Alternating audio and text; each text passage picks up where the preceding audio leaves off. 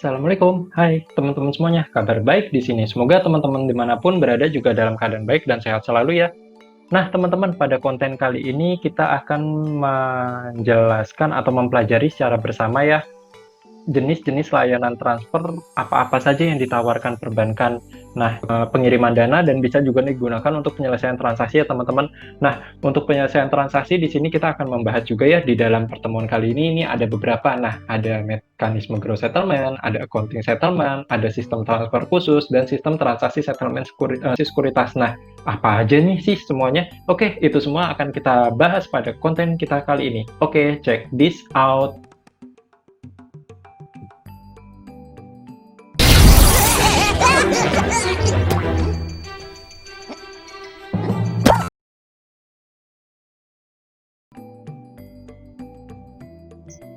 Teman-teman, jadi apa sih yang dimaksud dengan kegiatan layanan transfer yang ada di perbankan? Baik, jadi kegiatan transfer merupakan salah satu jasa yang ditawarkan oleh perbankan untuk melakukan perpindahan dana dari pihak pengirim kepada pihak penerima. Atau dalam arti lain juga transfer bisa disebut juga sebagai suatu layanan yang ditawarkan oleh perbankan untuk melakukan perpindahan dana atas suatu kegiatan transaksi perdagangan atau untuk melakukan bisa juga penyelesaian dari transaksi perdagangan ataupun juga untuk penyelesaian dari settlement atau dari kegiatan transaksi-transaksi bukan hanya untuk di perdagangan konvensional saja ya, namun di sini perdagangan melalui online.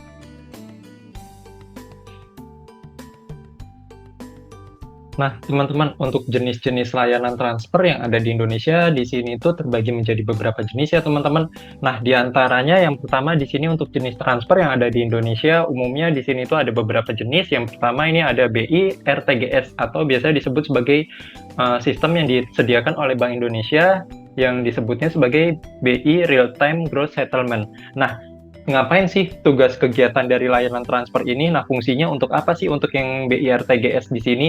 Baik, jadi BIRTGS merupakan salah satu sistem dari transfer dana secara elektronik ya, teman-teman, atau istilahnya di sini dengan menggunakan fasilitas internet, di mana untuk transaksi pengiriman dana dari satu pengirim ke pengirim yang kepada penerima yang lain di sini itu untuk nominal transaksi yang di atas dari 100 juta rupiah dan proses penyelesaian transaksinya seketika saat itu juga. Misalkan sebagai contoh, saya melakukan transfer pada jam 5:05. Seketika saat saya klik kirim, saat itu juga akan langsung diterima oleh penerima pada bank yang lain di kota yang lain atau di wilayah yang lain. Nah, jadi di sini itu biasanya sebelum bank yang akan melakukan kegiatan transfer melalui layanan RTGS, biasanya bank di sini itu baik bank pengirim ataupun bank menerima akan mengecek kembali terlebih dahulu saldo dari nasabah tersebut ataupun juga saldo dari yang tersedia di bank tersebut, kayak gitu, baik itu dari bank pengirim ataupun bank penerima.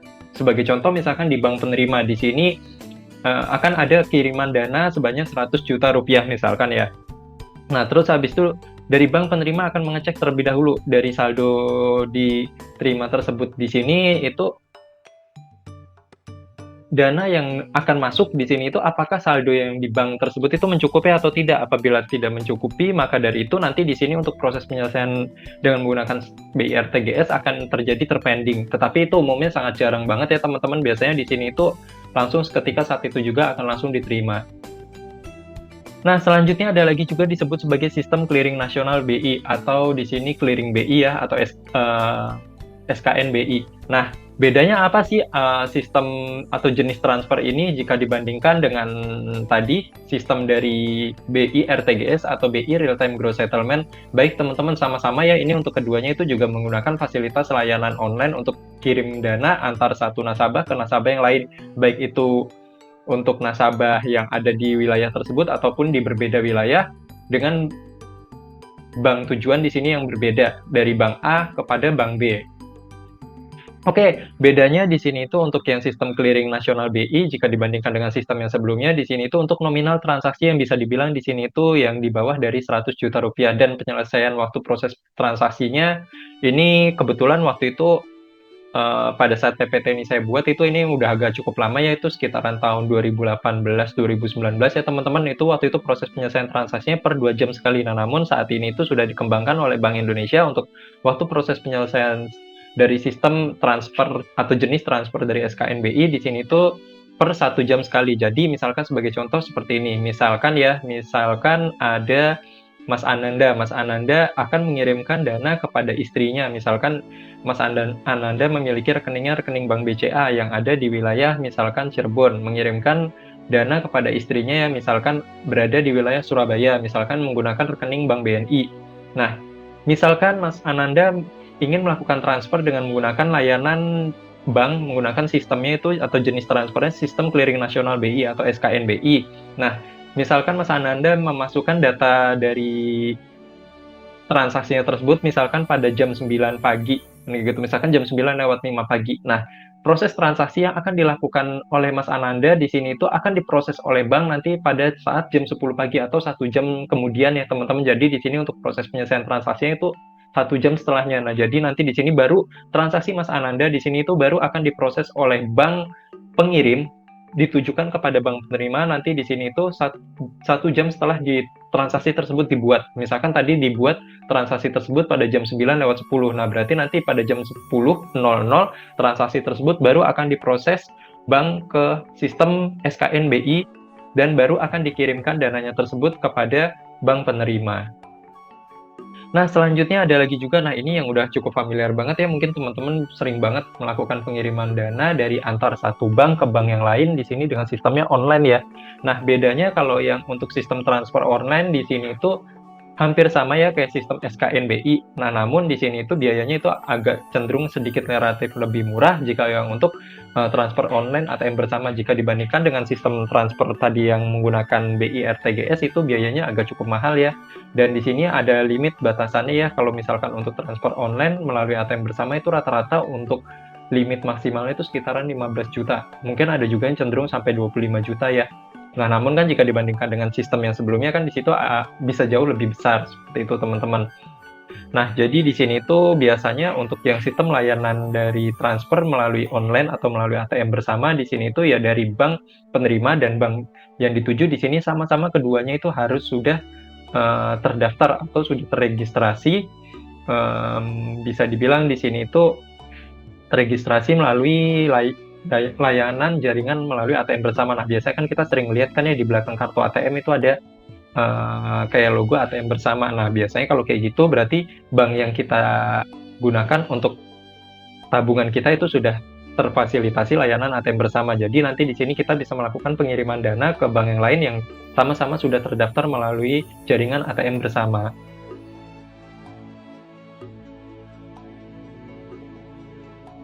Teman-teman, selain dari jenis-jenis transfer ini sebenarnya ada cukup banyak banget ya teman-teman beberapa jenis layanan transfer yang disediakan atau ditawarkan oleh bank. Mungkin ada contohnya kayak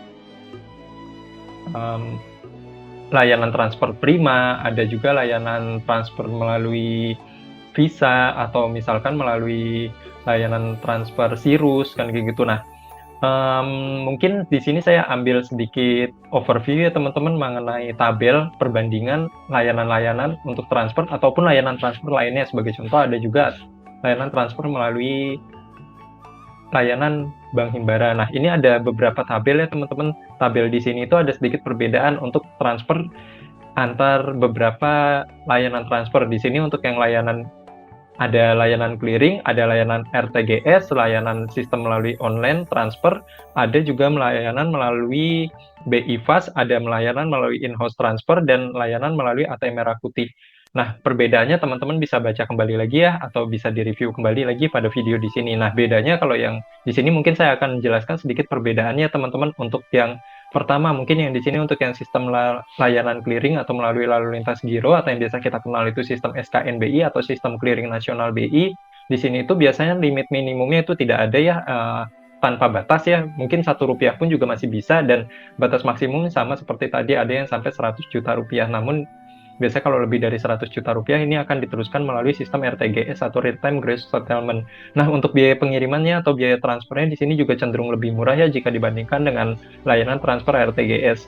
Biayanya itu sebesar Rp2.900. Nah, untuk yang sistem in-house transfer di sini itu sistem transfer antar satu bank ke bank yang sama, namun di sini dengan tujuan yang berbeda. Misalkan sebagai contoh, Misalkan ada Mas Alif. Mas Alif di sini tinggal di wilayah Semarang. Nah, Mas Alif menggunakan rekening bank Mandiri. Nah, terus habis itu Mas Alif akan mengirimkan dana tersebut kepada Mas Rofik. Misalkan Mas Rofik ada di Yogyakarta, misalkan seperti itu. Nah, terus Mas Rofik yang berada di Yogyakarta sama-sama menggunakan bank Bank Mandiri, namun berada di wilayah Yogyakarta. Nah, ini kan sama-sama menggunakan Bank Mandiri, namun kan di sini berbeda wilayah ya. Nah, untuk transfer yang menggunakan rekening bank yang sama, ini bisa menggunakan sistem layanan in-house transfer ya.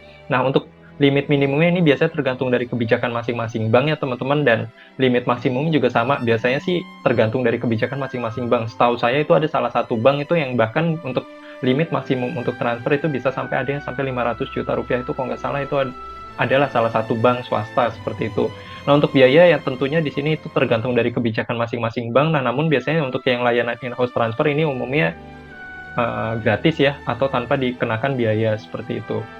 Nah, selanjutnya di sini ada lagi juga layanan yang terbaru nih yang ditawarkan oleh uh, Bank Himbara, atau biasanya disebut sebagai Bank Himpunan Bank Negara. Nah, ini kan yang sebagaimana yang kita kenal kan bank-bank BUMN yang difasilitasi oleh negara, sebagai contoh kayak Bank Mandiri, Bank BNI, Bank BRI, dan waktu dulu sih ada kayak Bank BNI Syariah ya, kan itu kan masih anak perusahaan dari Bank BNI kan kayak gitu. Nah, sama satu lagi Bank BTN. Nah, mereka itu meluncurkan namanya di sini itu disebut sebagai ATM Merah Putih, atau biasanya disebut sebagai ATM Himbara. Nah, di sini itu ada fasilitas kemudahannya teman-teman untuk yang menggunakan ATM Merah Putih di sini atau ATM Himbara di sini itu bisa melakukan pengiriman dana dari satu bank ke bank yang lain, namun yang sesama-sama dari anggota dari Himbara.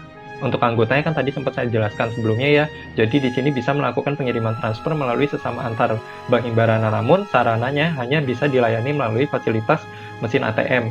Nah, untuk limit minimumnya bisa Rp10.000 dan maksimum batasnya itu sebesar Rp25 juta dengan biaya transfer itu sebesar Rp4.000.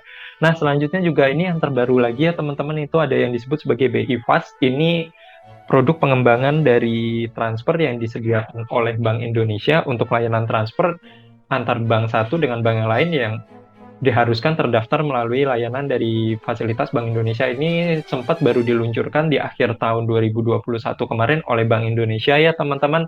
Nah, jadi di sini bisa dibilang itu bisa melakukan pengiriman transfer yang ibaratnya di sini itu untuk nominal yang lebih kecil namun biaya yang lebih hemat ya, ibaratnya menggabungkan atau mengkolaborasikan antara layanan dari sistem SKNBI atau sistem clearing nasional atau lalu lintas giro, ataupun dengan kombinasi dengan sistem RTGS atau real time gross settlement. Kan kalau yang tadi sistem clearing kan di sini proses penyelesaian transaksinya kan per 1 jam sekali ya. Kalau yang sistem RTGS itu sistemnya proses penyelesaiannya di sini itu per saat itu juga kita melakukan input kirim data untuk pengiriman dana, saat itu juga dananya itu akan langsung diterima.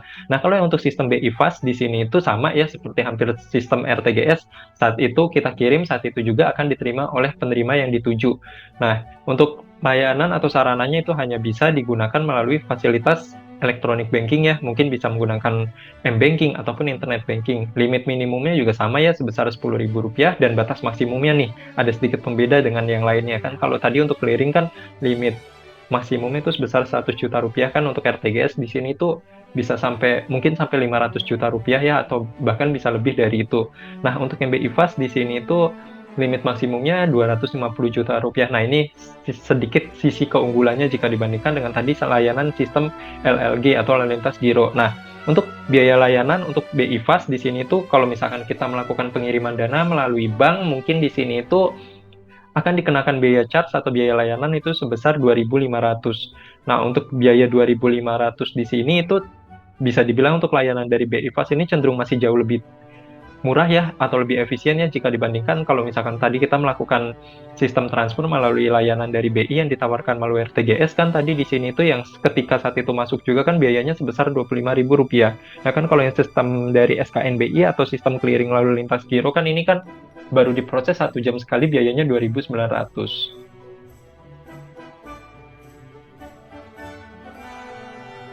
Nah, teman-teman, itu tadi kita sempat membahas ya mengenai beberapa jenis transfer yang disediakan atau ditawarkan oleh beberapa produk-produk perbankan, tidak hanya di bank konvensional ya, namun di produk perbankan syariah juga menawarkan beberapa layanan-layanan transfer yang bisa kita manfaatkan untuk mengirim dana dari satu rekening ke rekening bank yang lainnya. Nah, mungkin selain ini juga ada cukup banyak lagi juga ya layanan-layanan transfer yang ditawarkan oleh uang elektronik ataupun dengan fasilitas layanan yang lainnya. Bisa dibilang kalau untuk yang uang elektronik di sini itu hampir sama menggunakan fasilitas layanan dari jenis layanan transfer yang ditawarkan oleh beberapa bank, di antaranya ya ini tadi yang saya sebutkan tadi, beberapa ini tadi teman-teman semuanya. Nah, untuk sistem kirim dana tersebut dari satu bank ke bank yang lain, namun di sini dengan bank yang berbeda ataupun bank yang sama, itu disebutnya biasanya juga disebut sebagai clearing ya teman-teman. Nah, apa sih lagi nih sih yang disebut sebagai clearing? Nah, jadi baik teman-teman, sistem clearing merupakan sistem pertukaran warkat ataupun data keuangan elektronik baik antar bank satu dengan bank yang lain di sini atas nama baik itu atas nama bank tersebut ataupun atas nama nasabah dan diselesaikan dengan waktu proses dari tergantung dari waktu layanan yang dipilih oleh nasabah tersebut. Waktu layanannya di sini itu ya tergantung ya kayak contohnya kan kayak tadi kan misalkan kalau kita memilih sistem layanan LLG di sini kan butuh waktu proses penyelesaiannya kan baru akan diproses sekitar 1 jam sekali ya kan kalau RTGS ketika saat itu juga. Nah, ini juga sama. Jadi untuk sistem clearing itu ya ibaratnya ya di sini itu ya dari seluruh layanan-layanan tadi itu untuk sistem pengiriman dana antar satu bank ke bank yang lain di sini itu baik itu yang ditujukan untuk atas nama bank ataupun ditujukan untuk atas nama nasabah di sini itu disebutnya sebagai sistem clearing ya teman-teman. Nah, tujuannya untuk apa sih untuk sistem clearing ini? Bisa dibilang di sini untuk penyelesaian transaksi dan bisa dibilang untuk memudahkan pengiriman dana dan penyelesaian dari transaksi dari satu nasabah ke nasabah yang lain dan untuk menyelesaikan pembayaran-pembayaran. Nah, bisa dibilang kalau untuk yang sistem penyelesaian pembayaran-pembayaran ini biasanya sering banget ya digunakan untuk layanan dari bank mungkin dengan menggunakan fasilitas cek ataupun biliet giro. Nah, mungkin pada saat waktu dulu teman-teman SMA kan sempat ada kayak yang bisa dikenal kan ada uang kartal sama uang giral ya. Kan kalau bisa dibilang kan kalau uang giral itu contohnya kayak cek biliet giro.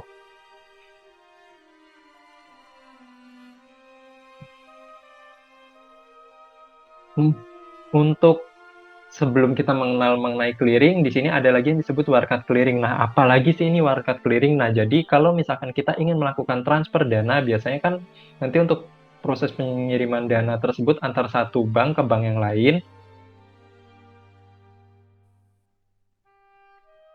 Nah, biasanya dulu ya, pada saat sebelum layanan internet itu muncul, layanan internet kan ini baru muncul sekitaran tahun 2000 ya, teman-teman. Nah, sebelum di tahun 2000, mungkin teman-teman ada juga yang masih belum lahir ya di tahun 2000. Sebelum tahun 2000 itu sistem layanan transfer itu bisa menggunakan ya, harus menggunakan warkat. Nah, beberapa jenis warkat yang biasanya digunakan untuk sistem clearing atau pengiriman dana dari satu nasabah ke nasabah yang lain, di sini ada beberapa ya untuk warkat untuk penyelesaian clearing. Yang pertama di sini bisa melalui cek ya. Jadi nanti di sini untuk pengiriman dananya pada saat dulu itu bisa melakukan dengan menggunakan cek ataupun bilet giro. Nah, mungkin untuk cek ataupun bilet giro saat ini juga masih sering juga ya digunakan. Nah, namun biasanya kalau saat ini itu tidak hanya untuk um, mungkin ada sih ya beberapa yang menggunakan personal untuk melalui cek ataupun bilet giro. Namun ini cukup langka banget atau jarang ya karena untuk yang setiap orang memiliki cek ataupun bilet giro di sini itu akan dikenakan atau dibebankan biaya tambahan ya atau biaya layanan tambahan. Nah, biasanya yang menggunakan cek ataupun bilet giro ini biasanya itu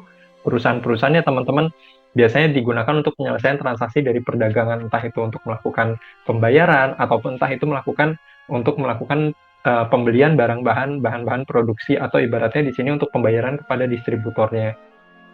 Nah, ada beberapa warkat untuk clearing ya, teman-teman. Di antara yang pertama di sini ada cek, ada bilet giro, terus habis itu ada bukti-bukti penerimaan transfer dari bank-bank. Bisa dibilang ini udah cukup jarang ya digunakan untuk saat ini. Terus habis itu ada juga nota kredit dan ada beberapa surat-surat lainnya yang disetujui oleh Bank Indonesia. Nah, untuk yang nota kredit mungkin teman-teman sempat pada beberapa pembelajaran yang lalu kan kita sempat mempelajari mengenai letter of credit ya. Nah, salah satu dari letter of credit itu merupakan salah satu warkat clearing yang bisa digunakan untuk melakukan pengiriman dana ya.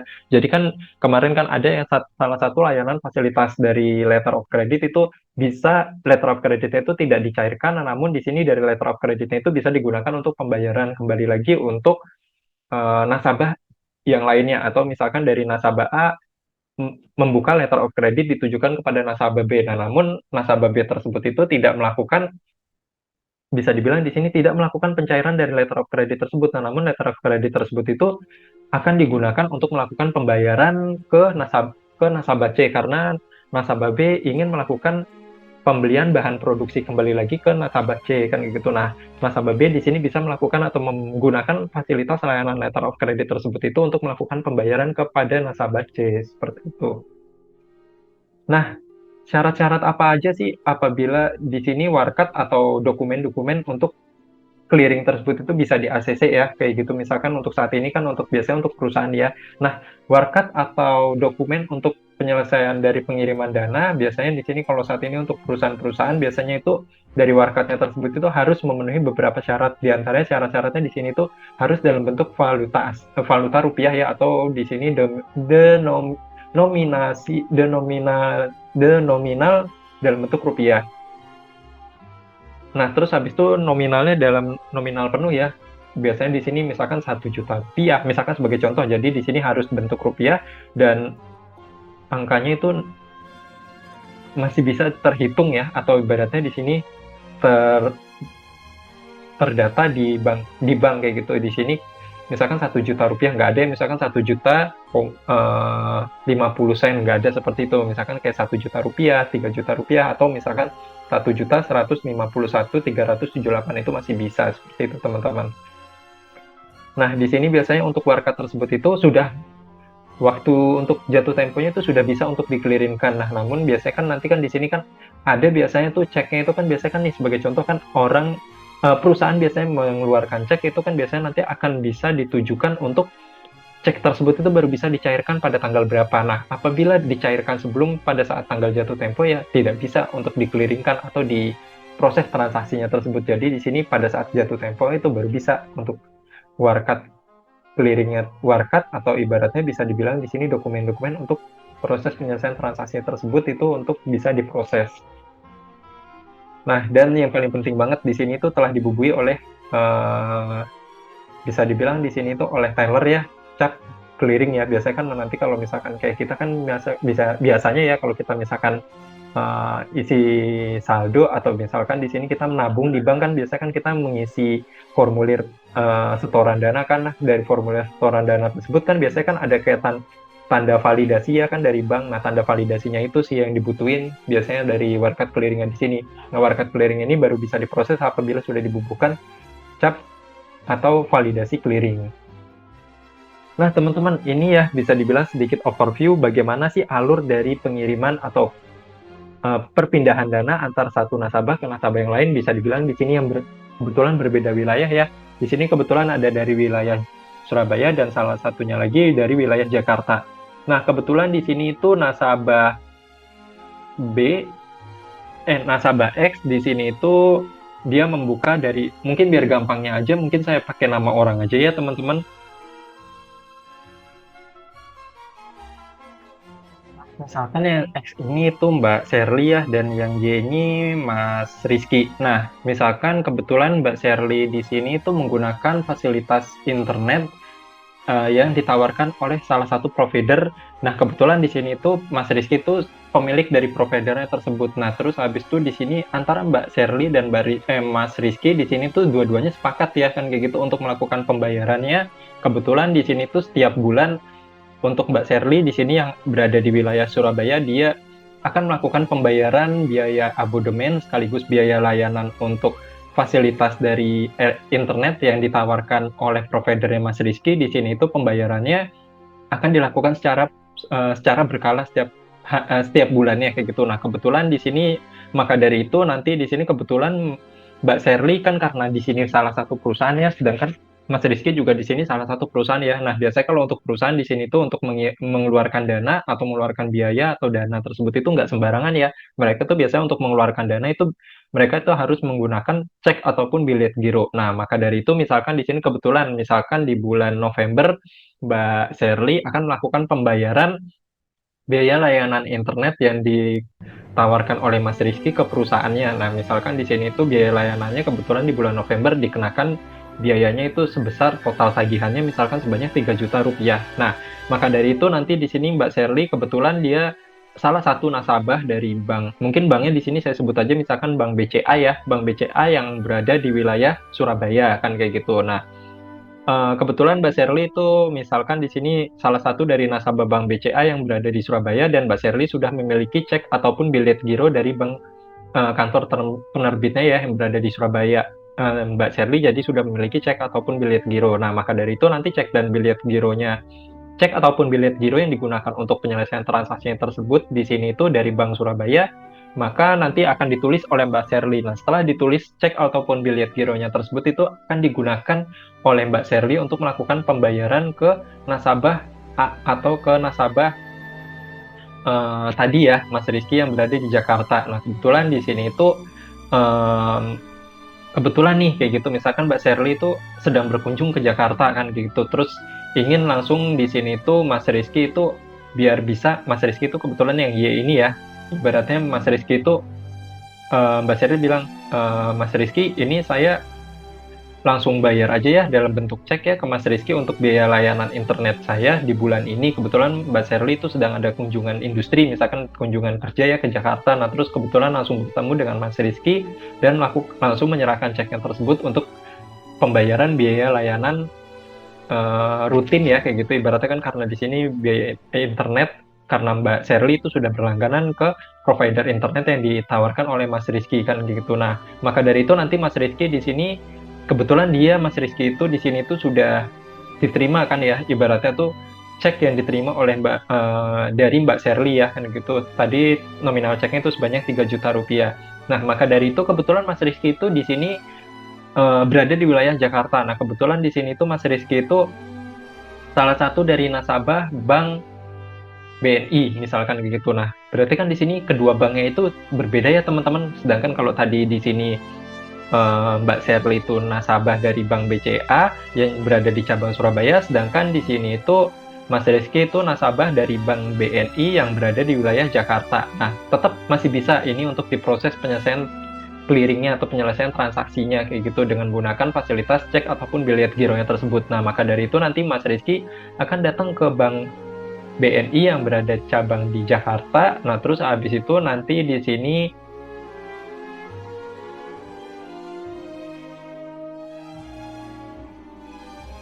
dan bilet gironya tersebut itu diterima oleh Bank BNI cabang Jakarta. Nah, setelah nanti diterima oleh Bank BNI cabang Jakarta, nah nanti akan dibuatkan data keuangan elektroniknya ya. Nah, dari cek dan data keuangan elektroniknya tersebut dan bentuk fisiknya nanti akan dikirimkan ke, bisa dibilang di sini itu kayak Bank Indonesia ya, data keuangan elektroniknya itu dengan sistem clearing yang ada di Jakarta. Nah, biasanya untuk sistem clearing baik itu yang ada di Surabaya ataupun sistem clearing yang ada di Jakarta, di sini itu nanti dilayani oleh Bank Indonesia ya teman-teman. Nah, nanti setelah masuk datanya tersebut di Bank Indonesia, nah nanti dari salinan cek ataupun salinan data keuangan elektronik yang tersebut itu akan diteruskan kepada banknya tadi, Bank BCA yang berada di cabang Jakarta kayak gitu. Nah, nanti di sini dari Bank BCA yang di cabang Jakarta, Bank BCA cabang Jakarta akan mengecek kayak gitu dana yang tadi dimiliki Mbak Sherly, kan karena Mbak Sherly tadi di sini Bank BCA-nya kan cabang Surabaya kan ya. Nah, kan tadi kan dari Bank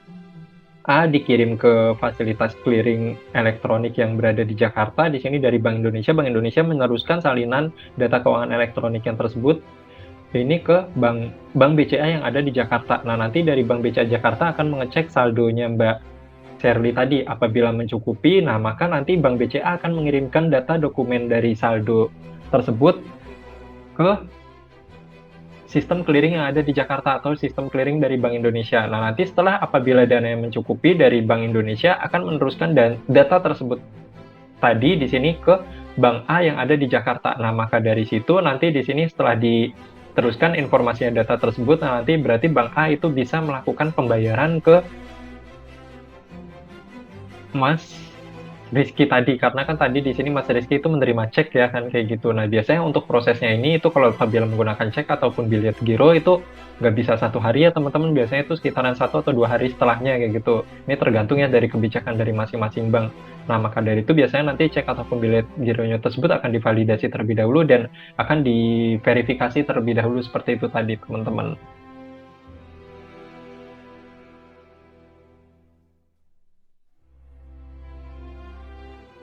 teman-teman, sistem clearing bisa dibilang di sini ada beberapa jenis ya. Yang pertama di sini ada sistem manual. Nah, bisa dibilang untuk sistem manual ini emang terjadi juga ya di Indonesia itu sekitaran di bawah tahun 2000 ya, karena di bawah tahun 2000 kan layanan fasilitas internet itu cukup jarang ya kan, karena internet juga baru lahir itu di tahun 2000-an kan kayak gitu. Dan di sini itu ya bisa dibilang pada saat itu ya sistemnya untuk kiriman dana antar satu nasabah ke nasabah yang lain di sini tuh ya sistem dengan manual dengan menggunakan warkat kan kayak gitu. Nah, jadi ya untuk alurnya ini hampir sama sih ya teman-teman, seperti alur yang tadi sempat saya jelaskan di beberapa menit sebelumnya. Dan ini bentuk gambarannya ya dalam bentuk kotak atau bentuk tabel itu ya seperti ini tadi. Mungkin teman-teman bisa memflashback kembali lagi ya di video sebelumnya.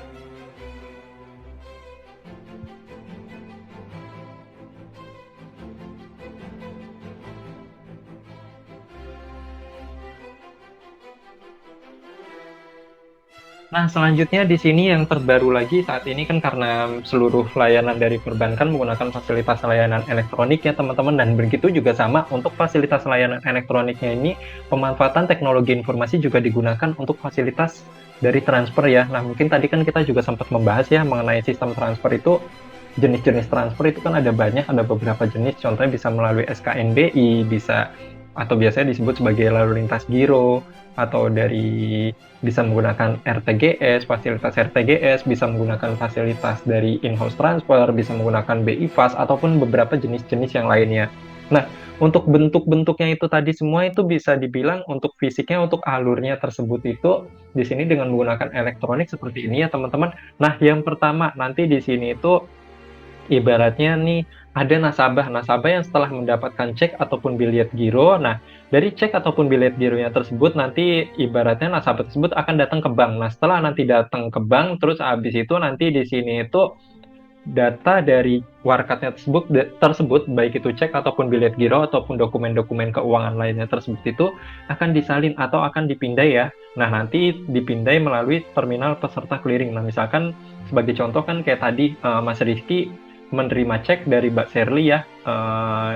Mbak Sherly kebetulan dari nasabah BCA yang berada di cabang Surabaya, sedangkan Mas Rizky di sini nasabah dari Bank BNI yang berada di Jakarta. Mas Rizky datang ke Bank BNI cabang Jakarta, nah nanti Bank BNI yang cabang Jakarta akan menyalin warkatnya tersebut atau memindai warkatnya tersebut dan akan disimpan dalam terminal peserta clearing ya, atau bisa dibilang di sini itu bisa dibilang tuh seperti kayak sistem ya, sistem untuk pengiriman dana kan kayak gitu ibaratnya kan. Jadi kan karena menggunakan fasilitas elektronik, jadi di sini dari warkat berbentuk fisiknya tersebut itu akan dipindai terlebih dahulu.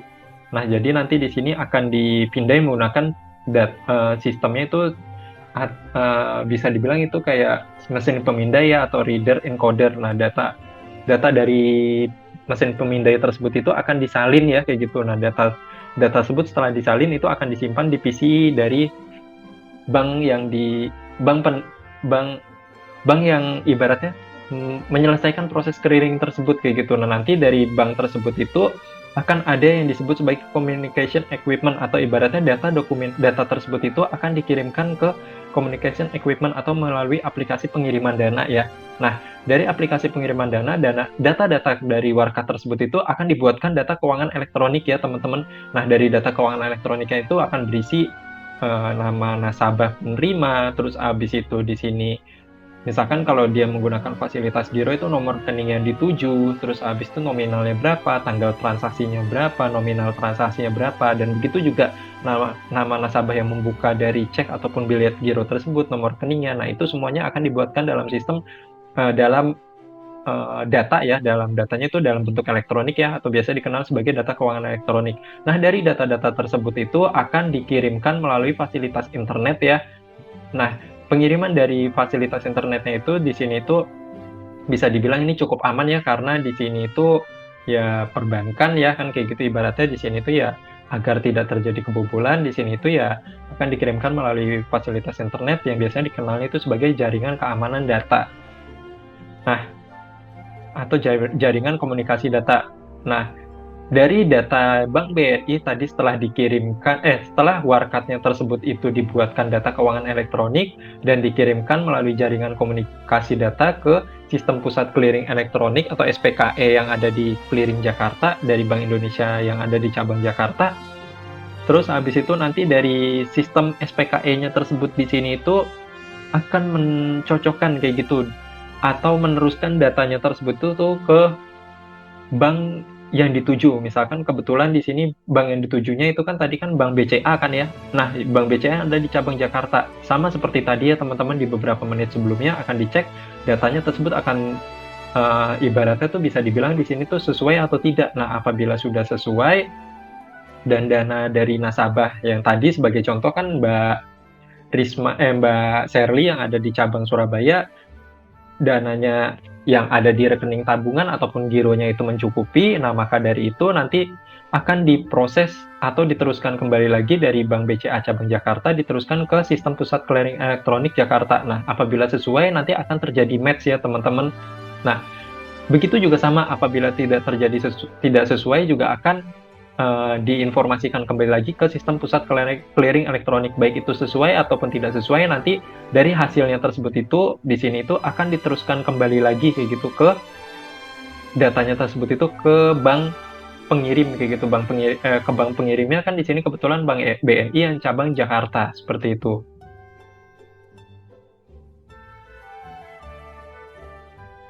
Nah, teman-teman, laporan matching atau tidak sesuai atau tidak kesesuaian tersebut itu akan diteruskan kembali lagi ya ke bank yang tadi, ke bank pengirim, dan nanti di sini baru akan proses transaksi tersebut akan diproses keesokan harinya ya. Jadi di sini bisa dibilang kalau misalkan menggunakan sistem layanan dari fasilitas Warkat ini tidak bisa selesai ketika saat itu juga ya di hari tersebut. Nah, namun di sini itu akan pengecekan ibaratnya di sini tuh ya dengan menggunakan ya tadi di sini ibaratnya tuh data tersebut itu akan disalin dalam bentuk dipindai terlebih dahulu. Setelah dipindai nanti akan dikirimkan dalam bentuk data keuangan elektronik dengan menggunakan sistem jaringan komunikasi data menggunakan fasilitas internet. Terus habis itu nanti akan dicocokkan kembali lagi dari sistem pusat clearing elektronik akan meneruskan ke bank yang akan dituju. Misalkan kebetulan di sini tuh bank yang mengeluarkan cek itu kan Bank BCA cabang Surabaya kan, tapi di sini akan dicarikan karena tadi kan di sini tuh akan dicairkannya kan dari Bank BRI cabang Jakarta kan. Nah, makanya nanti akan dicarikan di sini Bank BCA cabang Jakarta. Nah, nanti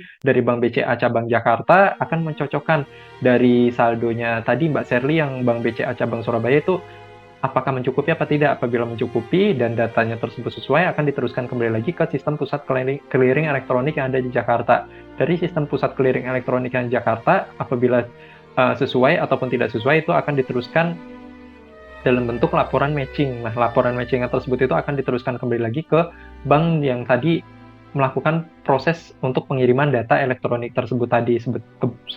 Kebetulan di sini banknya itu tadi kan Bank BNI cabang Jakarta seperti itu tadi ya teman-teman. Nah, di akhir harinya kebetulan misalkan transaksi yang tadi diproses oleh Mas Rizky ini kebetulan di bulan November ya, misalkan di hari Senin. Nah, akhir hari pas hari Senin di sini itu Bank BNI yang cabang Jakarta akan meneruskan data dokumen dari atau warkatnya tersebut tadi, warkat fisiknya tersebut, warkat fisik dari proses clearingnya tersebut itu akan diteruskan ke sistem pusat clearing elektronik Jakarta atau ibaratnya nanti akan diterima di loket sistem pusat clearing elektronik Jakarta. Nah, nanti dari sistem pusat clearing elektronik Jakarta akan dipindai terlebih dahulu lagi ya. Setelah dipindai nanti akan disesuaikan kembali lagi.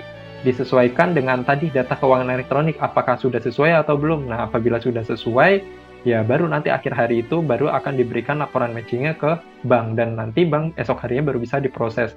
Nah, saat itu juga nanti esok harinya di sini langsung sistem pusat clearing elektronik yang ada di Jakarta juga menginformasikan ke bank yang tadi di sini, bank yang ditujunya, bank yang tadi kan yang bank yang akan melakukan penarikan dana kan di sini Bank BCA cabang Jakarta kan. Nah, nanti di sini Bank BCA cabang Jakarta di sini itu akan menginformasikan maaf ralat maksudnya di sini dari sistem pusat clearing elektronik di sini akan meneruskan sistem penyelesaian transaksinya ke Bank BCA cabang Jakarta.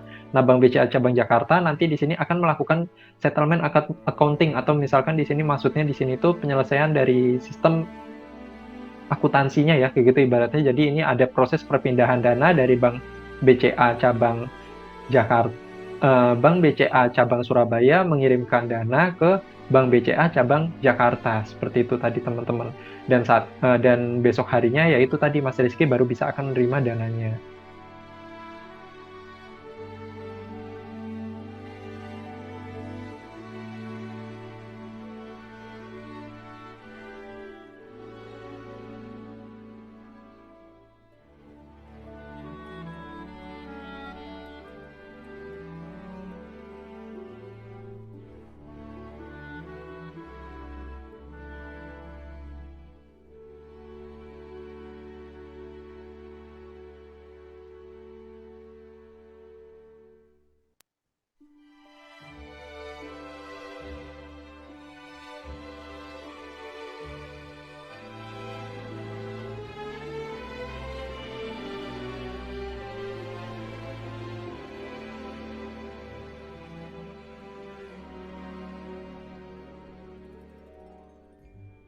Teman-teman, tadi kan kita sudah membahas ya, alur dari proses pengiriman dana dengan menggunakan fasilitas elektronik itu alurnya seperti apa. Nah, tadi teman-teman jadi sudah cukup paham ya saat ini bagaimana untuk alur kalau misalkan melakukan proses penyelesaian transfernya tersebut melalui elektronik ya atau melalui online kayak gitu. Nah, saat ini kita akan membahas proses penyelesaian transaksi ya, teman-teman. Nah, untuk proses penyelesaian transaksi kali ini nanti ada beberapa tahapan yang akan kita pelajari, yaitu teman-teman di sini ada sistem mekanisme gross settlement, terus habis itu ada accounting settlement, ada sistem transfer khusus, dan ada lagi juga sistem settlement transaksi dari sekuritas. Nah, yang pertama kita akan bahas mengenai sistem mekanisme gross settlement. Nah, bisa dibilang yang tadi kita bisa ngelihat yang alur dari proses clearingnya itu menggunakan sistem real time gross settlement ya, teman-teman. Nah, untuk alurnya itu mungkin tidak akan saya jelaskan kembali lagi ya, lebih panjang kali lebar kali tinggi. Mungkin teman-teman bisa memflashback kembali lagi ya video di beberapa menit sebelumnya. Untuk yang sistem alur dari pengiriman dana dari nasabah yang menerima warkat, baik itu berbentuk cek ataupun bilet giro, hingga nasabah tersebut datang ke bank, terus diproses oleh bank, dan nanti akan diterima kembali lagi esok harinya. Di sini itu nasabah tersebut datang ke bank dan dananya itu akan diterima oleh nasabah. Nah, alurnya mungkin bisa di flashback kembali lagi nanti ya, kayak gitu. Nah, sedikit prosedur atau alurnya ya dalam bentuk teksnya itu seperti ini ya, teman-teman. Nah, selanjutnya kita akan membahas mengenai accounting settlement ya, teman-teman.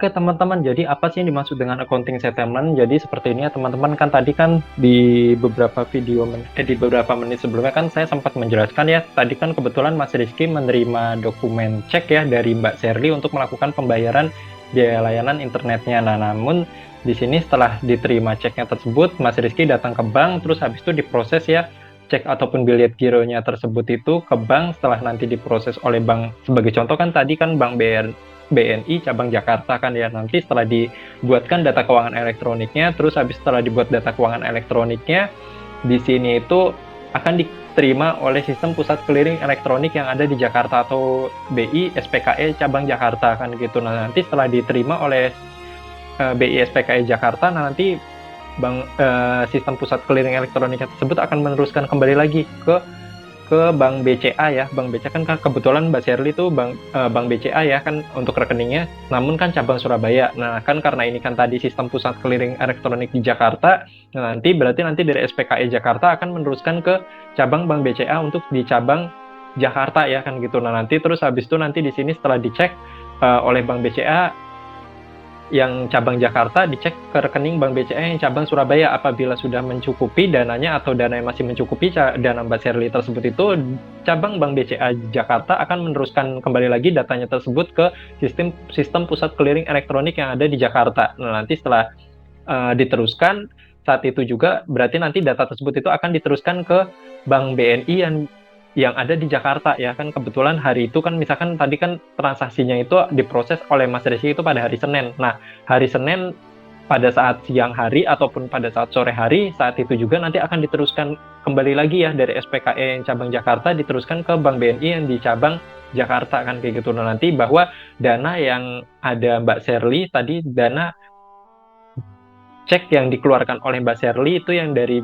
cabang Bank BCA cabang Surabaya sudah dicek melalui SPKE Jakarta ke Bank BCA cabang Jakarta bahwa di sini dananya Mbak Sherly itu sudah mencukupi. Nah, jadi nanti di sini silahkan esok harinya itu bisa melakukan pembayaran kayak gitu atau pencairan dana ya kayak gitu oleh Mas Rizky tadi. Nah, lalu bagaimana kalau misalkan ternyata di sini ada bank ternyata ibaratnya tuh dananya itu tidak mencukupi. Misalkan sebagai contoh kan tadi misalkan Mas Rizky kan menerima cek dari Mbak Sherly yang cabang Jakarta kan, ternyata dari cek yang dicairkan kan bank akan menginformasikan mohon menunggu lagi ya sekitaran 2 atau 3 hari, nanti akan silakan nanti datang lagi ke bank. Nah, setelah data tersebut dibuatkan data keuangan elektronik, ternyata setelah diikuti alurnya seperti tadi ya teman-teman, ternyata dananya itu tidak mencukupi teman-teman dari cabang Bank BNI cabang Jakarta. Nah, lalu untuk prosesnya itu bagaimana sih? Nah, ini bisa menggunakan sistem accounting settlement ini ya. Nah, jadi ibaratnya tuh nanti pada saat hari itu ya, pada saat hari Senin kan kebetulan tadi Mas Rizky prosesnya itu pada saat hari Senin ya. Nah, jadi biasanya tuh bank itu akan menetapkan ya kayak gitu cek ataupun bilet gironya tersebut itu akan diproses ada batasan waktu. Jadi di sini nggak boleh lebih dari jam sekian kan kayak gitu. Nah, nanti di sini itu untuk menerima dari cek ataupun bilet gironya untuk bisa dicairkan. Nah, nanti setelah dicek ternyata kebetulan setelah dapat data dari informasi dari Sistem Pusat Clearing Elektronik Jakarta, ternyata uang itu bisa dicairkan. Nah, namun kebetulan Bank BNI Cabang Jakarta misalkan ya sebagai contoh, ternyata di sini dananya tidak mencukupi untuk mencairkan uang yang di yang diterima dalam bentuk cek. Ibaratnya tadi kan uangnya harus dibayarkan ya kepada Mas Rizky kan karena Mas Rizky tadi mendapatkan bentuk cek dari Mbak Sherlyn di cabang cabang BCA cabang Surabaya.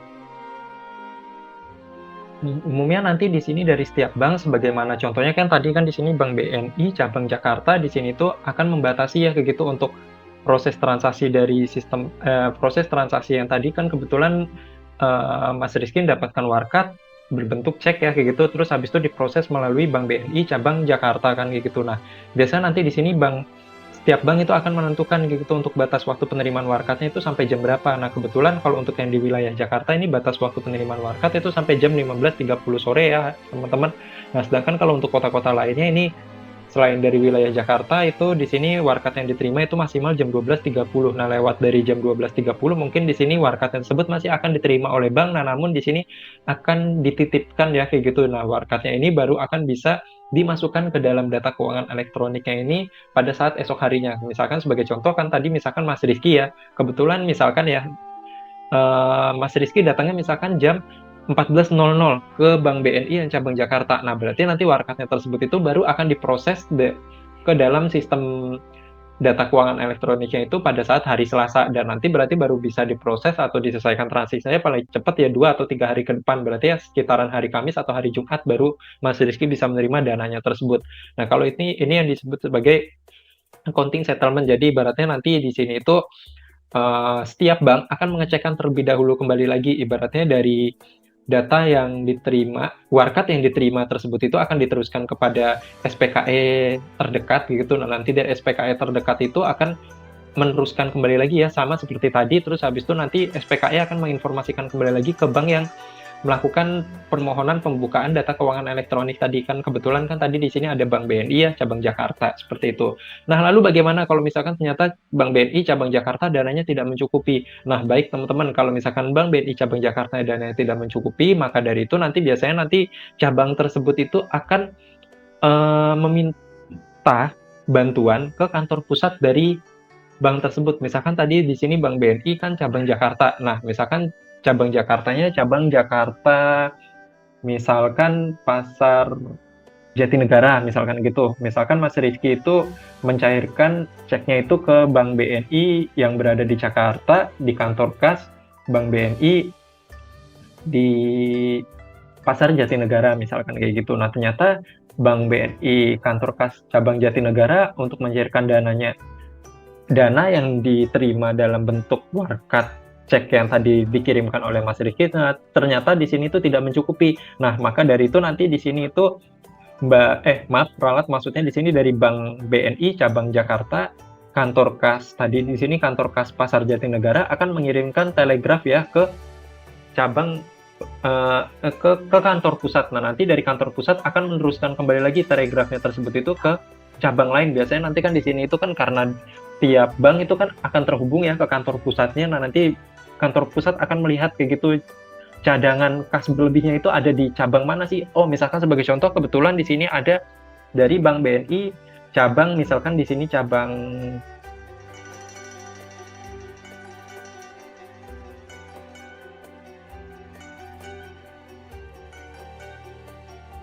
Oh, ternyata setelah dicek oleh kantor pusat, ternyata Bank BNI cabang Rawamangun memiliki kas berlebih kayak gitu. Nah, maka dari itu nanti di sini Bank BNI yang di kantor pusat akan mengirimkan telegraf ke Bank BNI cabang Rawamangun untuk bisa membantu kas tersebut ke Bank BNI kantor kas Pasar Jatinegara, misalkan sebagai contoh seperti itu. Nah, jadi nanti di sini tuh ibaratnya tuh bisa saling membantu antar satu cabang ke cabang yang lain. Di sini tuh masih sesama bank tersebut ya kayak gitu, ibaratnya dengan cara mengirimkan telegraf ke kantor pusat kayak gitu. Nanti kantor pusat akan mengecekkan kembali lagi, ibaratnya nanti di sini akan dicarikan ibaratnya cabang dari lain yang memiliki kas berlebih untuk membantu cabang yang memiliki kekurangan kas tersebut tadi. Nah, selain itu juga bisa juga menggunakan alternatif-alternatif lainnya ya teman-teman. Sebelumnya kan kita juga sempat membahas ya di beberapa video sebelumnya. Di sini itu bank itu kalau misalkan memiliki kekurangan dana, kalau misalkan ya sebagai contoh dari bank-bank lain ternyata cabang-cabang lain ternyata di sini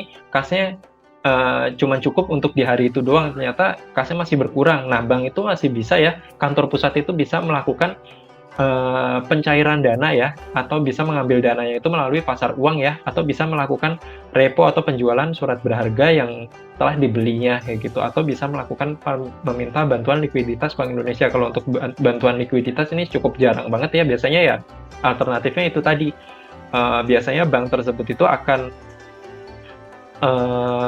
yang cabang kekurangan itu akan mengirimkan informasi ke kantor pusat, mengirimkan telegraf dari kantor pusat akan mencarikan cabang terdekat yang memiliki kelebihan dana, terus habis itu kantor pusat akan mengirimkan telegrafnya tersebut ke cabang yang memiliki kelebihan dana, dari cabang kelebihan dana akan membantu ke cabang yang tadi memiliki kekurangan dana. Atau alternatif lainnya bisa menggunakan ya tadi, kalau misalkan cabang dari setiap masing-masing cabang ternyata di sini kasnya cuma cukup untuk hari itu doang, ya biasanya nanti kantor pusat akan melakukan pencairan dana melalui pasar uang, atau bisa melakukan penjualan dari surat-surat berharga Bank Indonesia yang sudah dibeli oleh perbankan tersebut. Sebagaimana contohnya misalkan tadi di sini kan Bank BNI kayak gitu. Atau alternatif lainnya meminta bantuan likuiditas Bank Indonesia. Nah, ini cukup jarang banget ya biasanya kalau digunakannya.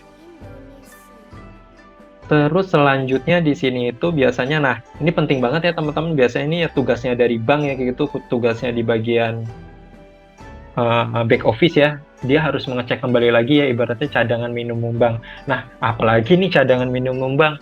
Nah, mungkin di beberapa minggu sebelumnya kita sempat membahas ya teman-teman mengenai cadangan minimum bank. Mungkin teman-teman bisa memflashback kembali lagi ya apabila kurang paham mengenai cadangan minimum bank itu seperti apa. Pada saat waktu kemarin kan di kelas sempat saya review. Nah, apabila teman-teman kelas lain yang belum saya jelaskan mengenai cadangan minimum atau tingkat minimum reserve-nya, ini nanti mungkin kita akan bahas ya di beberapa minggu berikutnya.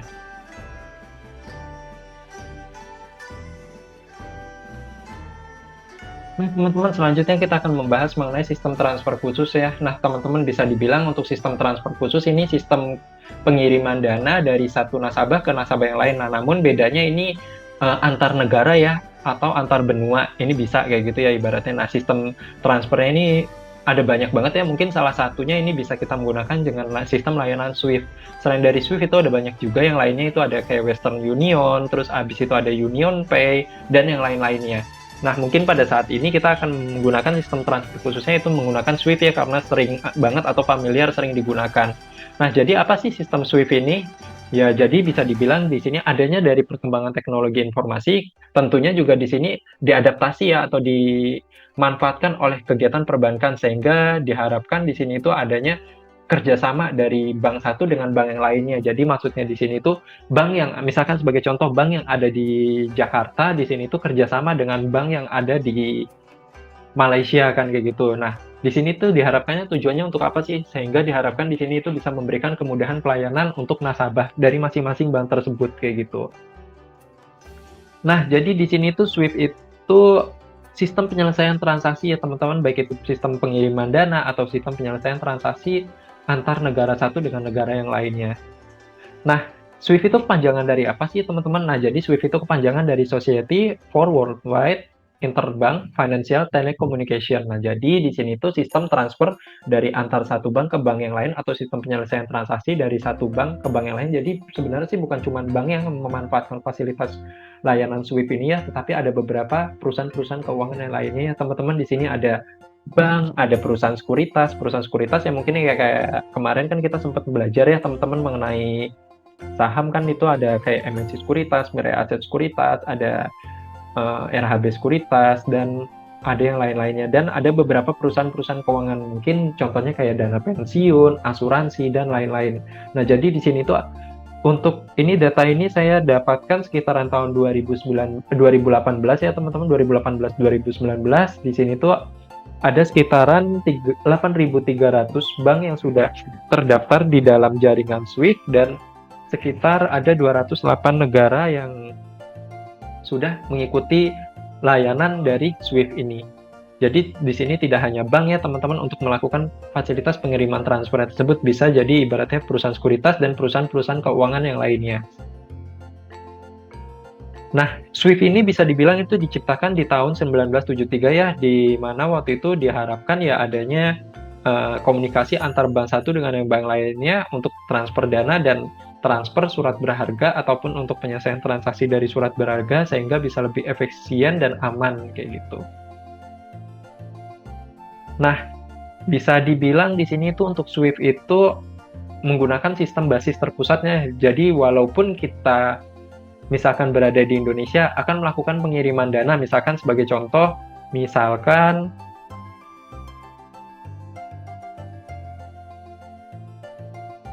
Mbak Siti Isnaya berada di Indonesia, nah sedangkan Mas Hafiz sebagai tenaga kerja TKI ya, misalkan sebagai contoh ya, misalkan sebagai TKI yang berada di wilayah Saudi Arabia. Nah kebetulan Mas Hafiz misalkan ingin melakukan di sini transfer ya ke Mbak Siti Isnaya yang berada di Indonesia. Nah ini bisa menggunakan fasilitas layanan SWIFT di sini. Nah nanti jadi ibaratnya dari SWIFT cabang SWIFT yang berada di Saudi Arabia di sini akan mengirimkan dokumennya tersebut dalam bentuk elektronik ke basis data dari SWIFT. Nah, untuk basis data dari SWIFT ini ada di beberapa wilayah ya. Untuk di tahun 2019 itu ada di wilayah Belanda, Inggris sama Amerika Serikat. Nah, untuk saat ini itu cenderung bahkan bisa lebih banyak lagi ya untuk basis data SWIFT itu, jadi tidak terpusat di satu wilayah aja. Jadi kalau misalkan ada kendala di sini itu ya pusat yang lainnya akan saling membantu atau membackup kayak gitu. Nah, untuk pengiriman datanya tersebut itu nanti dari SWIFT yang misalkan di sini akan dikirimkan ke basis SWIFT yang ada di wilayah di pusat SWIFT yang ada di Belanda. Nah, nanti dari pusat SWIFT Belanda akan meneruskan dananya tersebut ke cabang SWIFT yang berada di Jakarta seperti itu atau yang berada di Indonesia seperti itu. Nah, pengiriman dana tersebut itu semuanya melalui elektronik ya teman-teman, atau biasanya dikenal sebagai jaringan komunikasi, jadi tidak menggunakan email, telepon, atau faksimili dan menggunakan campur tangan manusia, seluruhnya itu menggunakan fasilitas internet. Nah, bisa dibilang ini untuk pengiriman dananya ini dikenal sebagai pesan SWIFT ya teman-teman. Jadi ibaratnya baik itu bank penerima ataupun bank pengirim di sini itu akan memiliki kode unik tersendiri. Jadi ibaratnya tuh kode unik SWIFT tersendiri. Jadi nanti di sini sebagaimana contohnya kan tadi sebagaimana Mas Raihan Hafiz akan mengirimkan dana dari cabang SWIFT yang ada di Saudi Arabia, terus habis itu diteruskan datanya tersebut ke pusat SWIFT yang berada di Belanda, dan dari pusat SWIFT yang berada di Belanda, di sini data keuangan elektroniknya tersebut akan diteruskan ke cabang yang berada di Indonesia. Nah, ini seluruhnya itu menggunakan kode atau sandi khusus ya teman-teman, seperti itu. Nah, sama seperti tadi ya teman-teman, maaf ralat ternyata bukan di Inggris ya, untuk cabang SWIFT-nya itu ada di Amerika Serikat, Belanda, dan SWIFT. Nah, seluruhnya ini terkoneksi ya secara real time online, dan ibaratnya di sini itu ya saling membackup kayak gitu. Apabila ada salah satunya yang gagal ya, salah satu pusat data SWIFT yang gagal, nah nanti maka akan di backup oleh cabang ibaratnya pusat SWIFT yang lainnya. Nah, sama seperti tadi yang saya sempat bilang ya, setiap anggota SWIFT itu memiliki kode uniknya masing-masing ya, teman-teman. Nah, untuk kode uniknya di sini itu terdiri dari angka dan huruf sekitar 8-11 karakter.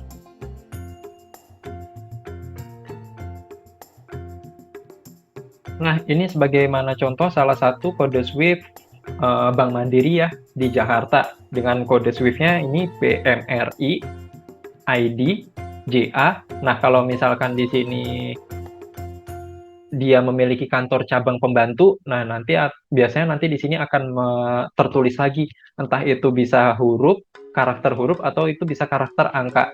Nah, BMR ini bisa dibilang ini itu merupakan karakter kode bank. Biasanya nanti di sini tuh akan diinformasikan kalau Bank Mandiri itu BMRI, kalau BCA itu kalau nggak salah kode Swift-nya itu CENA dan terusnya kan kayak gitu. Nah, untuk yang baris kedua di sini itu merupakan karakter dari kode negara. Kode negara dari bank tersebut itu beroperasi kan kayak gitu. Nah, selanjutnya di sini yang kode ketiganya di sini itu merupakan kode lokasi dari bank tersebut. Nah, kebetulan di sini tuh dari kantor cabang Jakarta dan kode selanjutnya ini merupakan kode cabang ya, opsional seperti yang tadi sempat saya bilang. Saya bilang bisa kombinasi huruf angka, bisa huruf saja, bisa angka saja.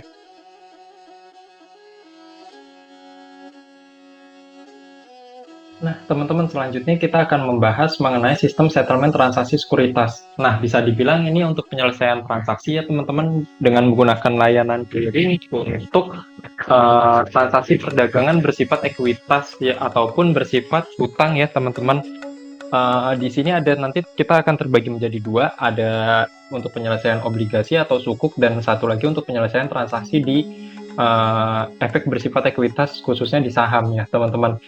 Nah, sedikit overview pengenalannya teman-teman terlebih dahulu. Bisa dibilang di sini itu untuk penyelesaian transaksi sekuritas ini tuh lebih ke di pasar modal ya teman-teman. Pada saat tahun 90-an itu untuk pasar modal kita itu terdiri menjadi dua bursa efek ya, di mana itu ada bursa efek Jakarta dan bursa efek Surabaya. Sekitaran tahun 2010 atau 2015 ya, saya lupa itu, kalau nggak salah itu baru digabung menjadi satu, hingga yang kita kenal saat ini itu disebut sebagai Bursa Efek Indonesia.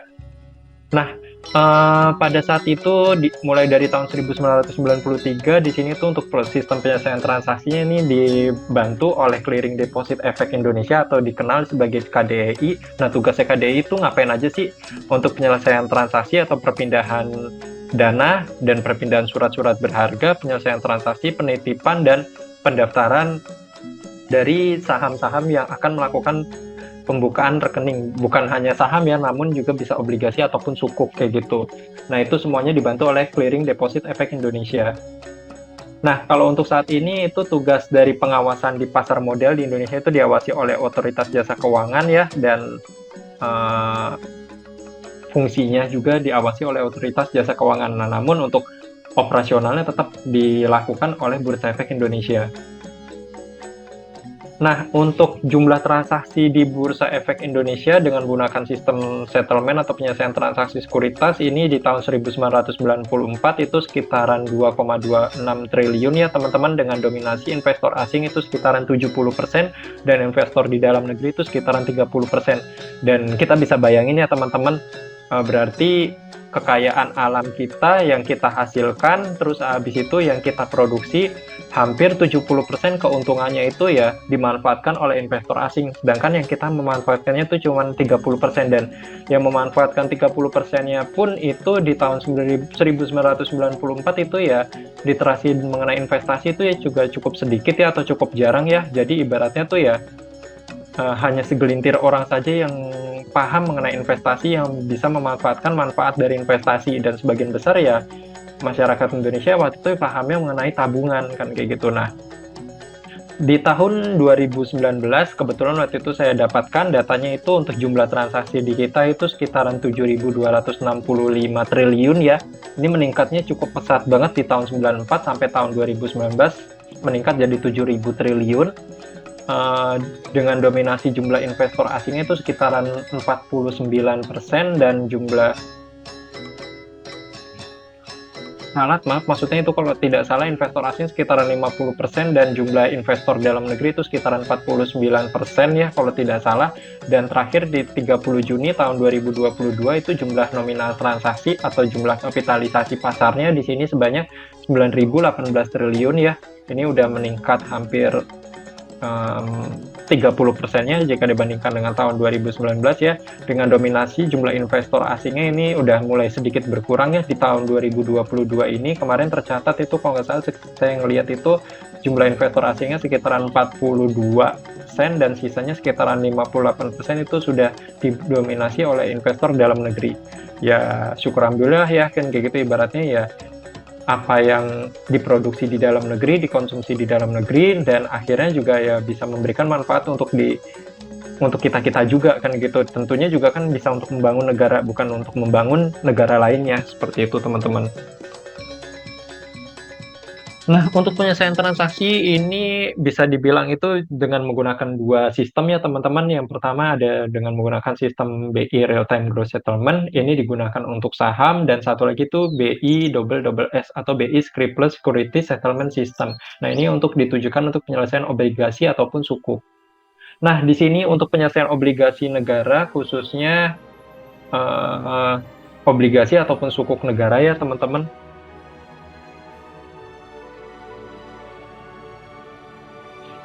Untuk obligasi ataupun sukuk yang diterbitkan oleh beberapa perusahaan-perusahaan yang ada di Indonesia, mungkin bisa dibilang hampir sama ya alurnya seperti ini juga ya teman-teman. Jadi nanti di sini ada pihak dari pihak penjual dan pihak pembeli.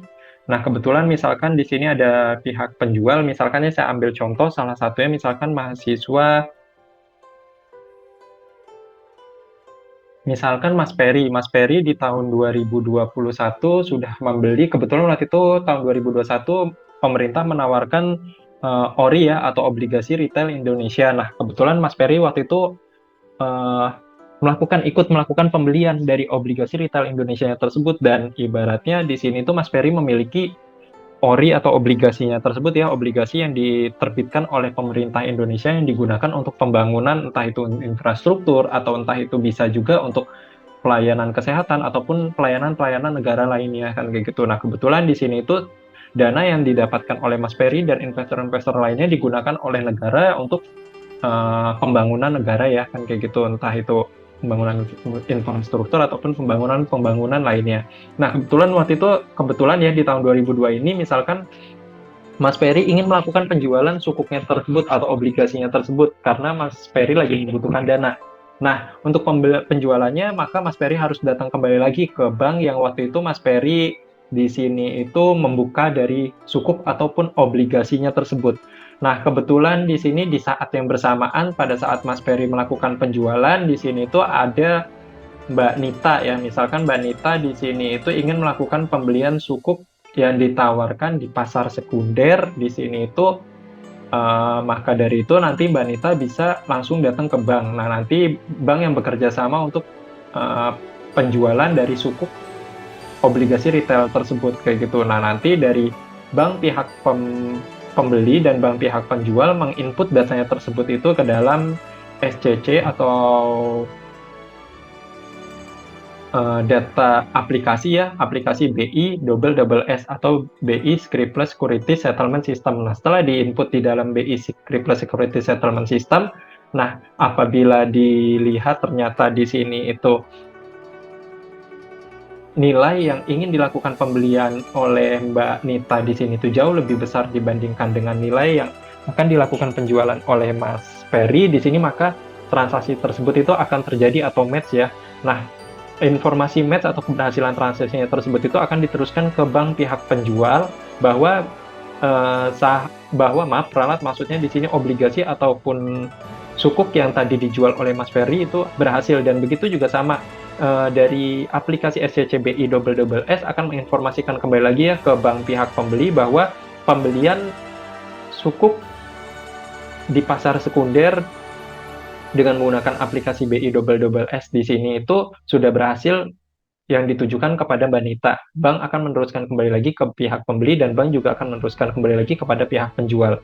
Nah, untuk proses penyelesaian transaksinya ini juga sama ya, tidak bisa selesai seketika di saat hari itu juga. Namun di sini untuk perpindahan asetnya atau perpindahan sukuknya mungkin pada saat itu juga ya. Misalkan di sini sukuknya itu ternyata terjadi match atau terjadinya transaksi berhasilnya misalkan pada saat jam 2. Nah, ketika saat itu juga mungkin di sini di dalam data dari BI double double S saat itu terjadi perpindahan sukuk. Tadinya sukuknya itu dimiliki oleh Mas Peri, terus habis itu sekarang dipindahkan kepemilikannya menjadi kepemilikan oleh Mbak Nita, seperti itu. Nah, untuk perpindahan dananya, nah nanti baru misalkan ini sukuknya itu dijual misalkan terjadi pada hari Selasa. Nah, berarti nanti uangnya baru akan diterima oleh Mas Peri di sini itu pada hari Kamis. Itu 2 hari setelahnya. Nah, untuk proses penyelesaian transaksinya tersebut itu dengan menggunakan sistem clearing juga ya, sistem clearing RTGS atau Real Time Gross Settlement.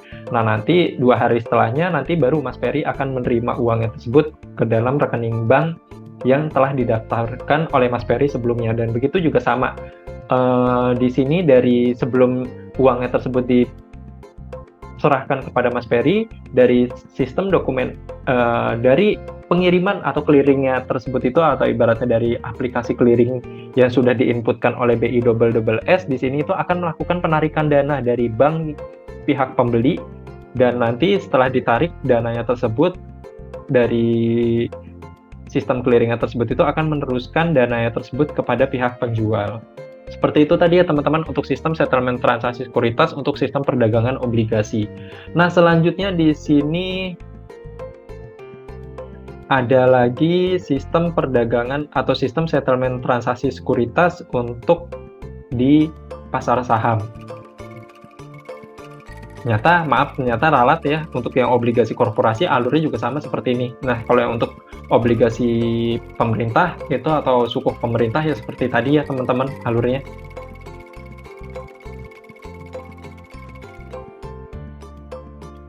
Selanjutnya untuk sistem settlement transaksi sekuritas untuk di penyelesaian transaksi di obligasi korporasi ataupun di penyelesaian transaksi saham, alurnya seperti ini ya teman-teman. Jadi misalkan kebetulan di sini ada pihak pembeli dan pihak penjual. Di sini itu misalkan dari pihak penjualnya itu kebetulan ada Mas Wafa ya kan kayak gitu. Nah, terus habis itu Mas Wafa ingin melakukan penjualan, sebagai contoh ya, misalkan di sini ingin melakukan penjualan saham Unilever. Nah, Mas Wafa menginput data penjualan saham Unilever tersebut ke dalam sistem aplikasi yang ada di sekuritas. Nah, begitu juga sama, ternyata di lain kesempatan, ternyata di saat yang bersamaan, ternyata misalkan di sini ada lagi juga, misalkan tadi Mbak Audia. Mbak Audia di sini kebetulan ingin melakukan pembelian saham Unilever. Nah, Mbak Audia menginput datanya tersebut ke dalam aplikasi dari sekuritas. Nah, dari sistem aplikasi sekuritas tersebut itu, nah nanti di sini tentunya pihak pembeli ataupun pihak penjualnya tidak hanya dua ini aja ya teman-teman, tetapi kan ada banyak banget ya untuk pihak pembeli ataupun pihak penjual yang melakukan transaksi perdagangan di Bursa Efek Indonesia. Nah, nanti data tersebut dari pihak sekuritas, baik itu pihak pembeli, dari pihak Mas Wafa ataupun pihak pembeli lainnya, dan ralat dari pihak penjual Mas Wafa ataupun pihak penjual lainnya, baik itu dari pihak pembeli dari Mbak Audia ataupun pihak pembeli dari yang lainnya kayak gitu, seluruhnya dari perusahaan sekuritas tersebut, data-data tersebut itu akan terinput ya, terrekap datanya tersebut di dalam datanya tersebut akan terekap di Bursa Efek Indonesia. Nah, dari Bursa Efek Indonesia di sini itu akan melakukan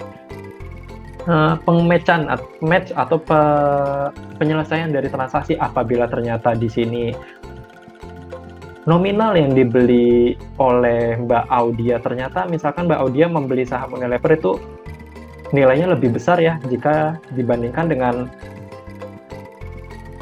saham yang ditawarkan oleh Mas Wafa tadi. Misalkan di sini Mas Wafa menawarkan saham Unilever, di sini ingin dijual di harga Rp5.000. Nah, kebetulan Mbak Audia ingin melakukan pembelian saham Unilever itu di harga 5.100. Nah, maka kebetulan di sini tuh ternyata data tersebut itu match ya di Bursa Efek Indonesia, terus habis itu ternyata match di harga Rp5.100. Nah, terus habis itu ya sudah, nanti data tersebut itu akan diinformasikan kembali lagi ke Clearing Penjamin Efek Indonesia. Nah, tugasnya ngapain sih dari Clearing Penjamin Efek Indonesia di sini? Nah, di sini itu akan menginput data di sini itu untuk proses dari clearing atau perpindahan transaksi ya kayak gitu. Ibaratnya kan tadi di sini ada Mbak Audia ingin melakukan pembelian kan, ibaratnya berarti nanti di sini Mbak Audia itu ingin melakukan pembelian, berarti kan dananya sudah masuk ya di dalam aplikasi dari sekuritas dan di bank pihak pembeli, dan di sini nanti dari bank pihak pembeli akan meneruskan kembali lagi ke pihak penjualnya. Nah, kebetulan kan tadi di sini pihak penjualnya itu Mas Wafa seperti itu. Nah, datanya tersebut itu akan diinput oleh Clearing Penjamin Efek Indonesia. Nah, setelah diinput oleh Clearing Penjamin Efek Indonesia, kemungkinan sekitaran 2 hari setelahnya di sini itu baru akan terjadi perpindahan dana nantinya. Nah, selain itu nanti selain dari adanya input data untuk penyelesaian transaksi nanti untuk 2 hari ke depan, nah pada saat itu juga nanti di sini akan adanya perpindahan efek ya, atau perpindahan saham ataupun perpindahan obligasi ya teman-teman, obligasi korporasi dari tadinya yang saham yang dimiliki oleh Mas Wafa, saham Unilever sebanyak 1 lot, misalkan di sini itu dimiliki oleh Mas Wafa, itu tadi Mas Wafa ingin melakukan penjualan di harga Rp5.000, ternyata match di 5.100, dan Mbak Audia ingin melakukan pembelian di harga 5.100. Nah, berarti nanti di sini dari data yang tadinya sebelumnya di Kustodian Sentral Efek Indonesia, tadi di sini Mas Wafa memiliki saham Unilever. Nah, saham Unilever tersebut itu akan berpindah data kepemilikannya, tadinya dimiliki oleh Mas Wafa, sekarang berpindah ke kepemilikannya oleh Mbak Audia, seperti itu.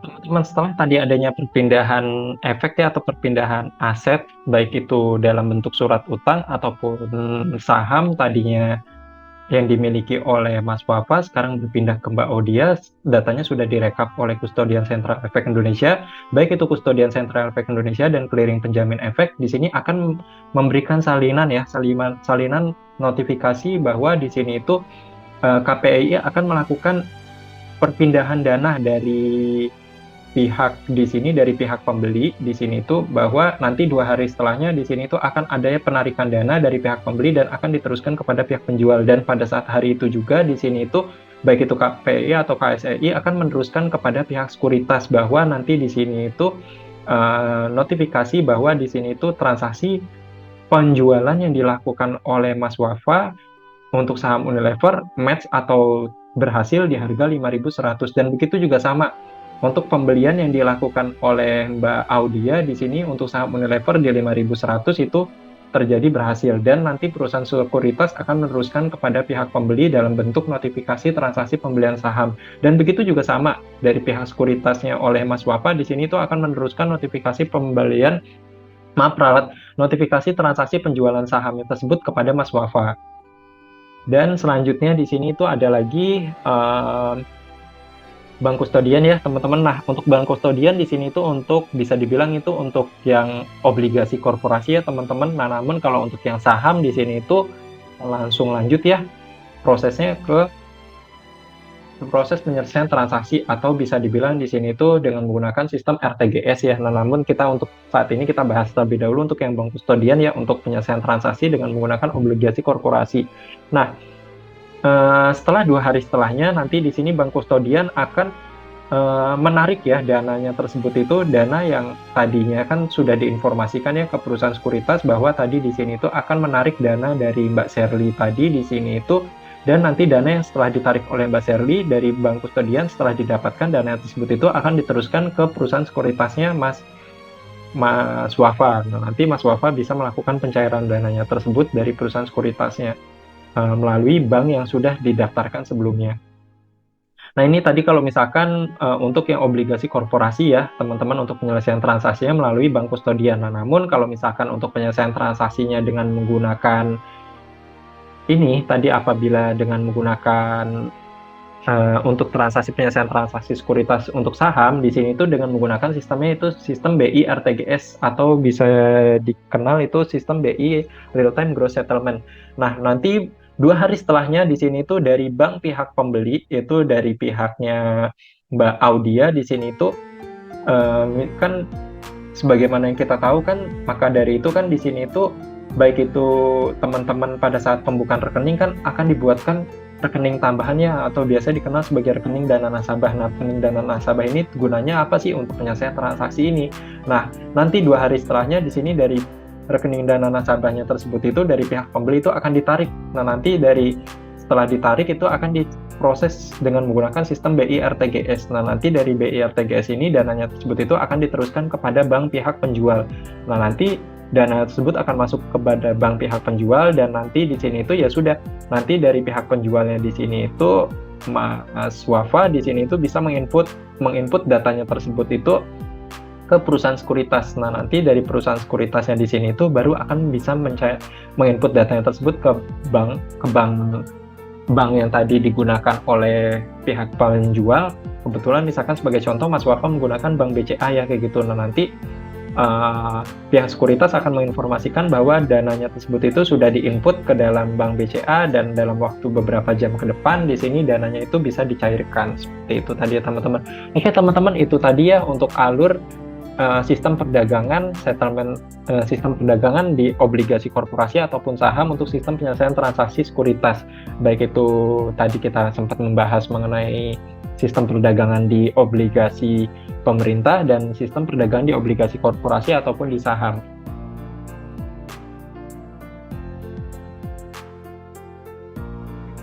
Oke teman-teman, tadi kita sempat membahas ya mengenai transfer ya, dan ada banyak banget layanan-layanan transfer atau layanan fasilitas transfer yang ditawarkan oleh perbankan, entah itu bukan hanya di perbankan konvensional saja, nah namun di perbankan syariah pun juga melayani beberapa layanan transfer yang bisa teman-teman manfaatkan untuk pengiriman dana dari satu nasabah ke nasabah yang lain, baik itu di dalam bank yang sama ataupun bank yang lain, baik itu di dalam satu daerah ataupun di luar daerah. Nah, fasilitas-fasilitas layanan transfer yang bisa kita manfaatkan diantaranya bisa menggunakan fasilitas layanan clearing SKNBI atau fasilitas layanan lalu lintas giro, bisa menggunakan fasilitas layanan RTGS atau real time gross settlement, bisa menggunakan sistem layanan transfer online atau real time online, atau bisa juga menggunakan layanan transfer di dalam di dalam bank yang sama dengan bisa menggunakan layanan BI Fast atau bisa menggunakan layanan ATM Himbara atau layanan ATM Merah Putih.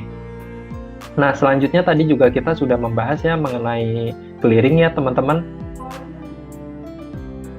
Untuk clearing juga terbagi menjadi dua ya teman-teman, ada clearing manual dan clearing elektronik. Untuk clearing manual ataupun clearing elektronik nanti teman-teman bisa memflashback kembali lagi ya di beberapa menit video sebelumnya untuk alur dari sistem clearing manual ataupun sistem clearing elektronik.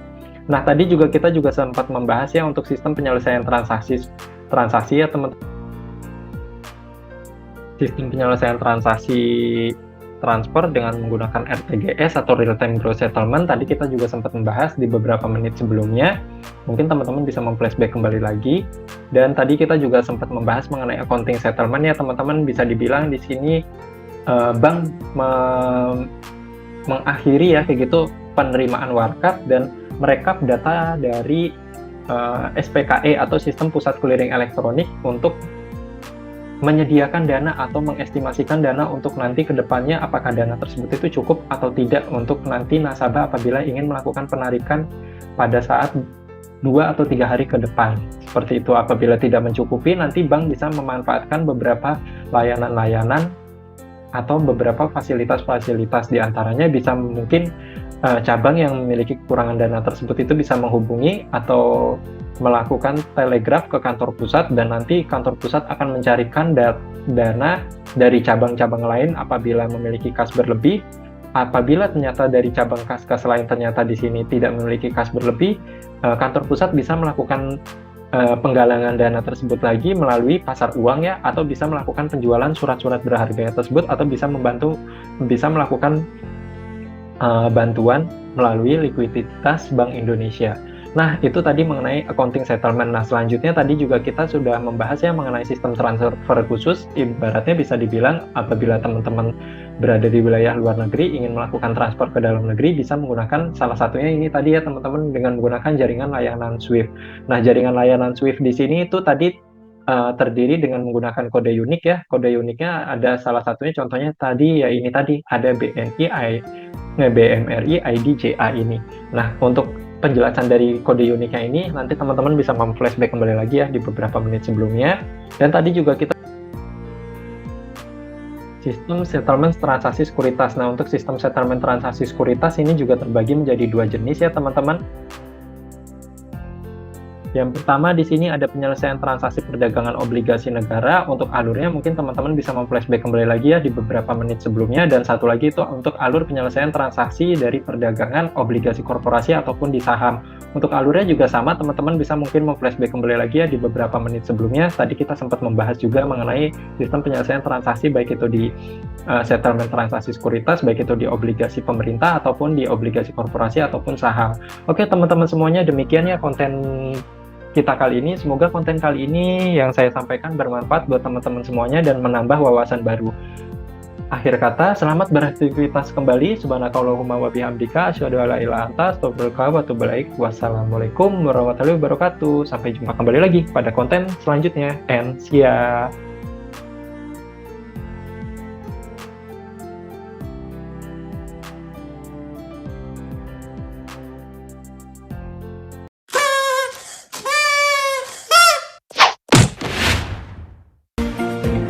Perusahaan ini didirikan pada tanggal 26 Juni 2008. PT Dana Brataluhur Tbk ini merupakan perusahaan induk yang melakukan penyertaan modal pada proyek atau perusahaan infrastruktur.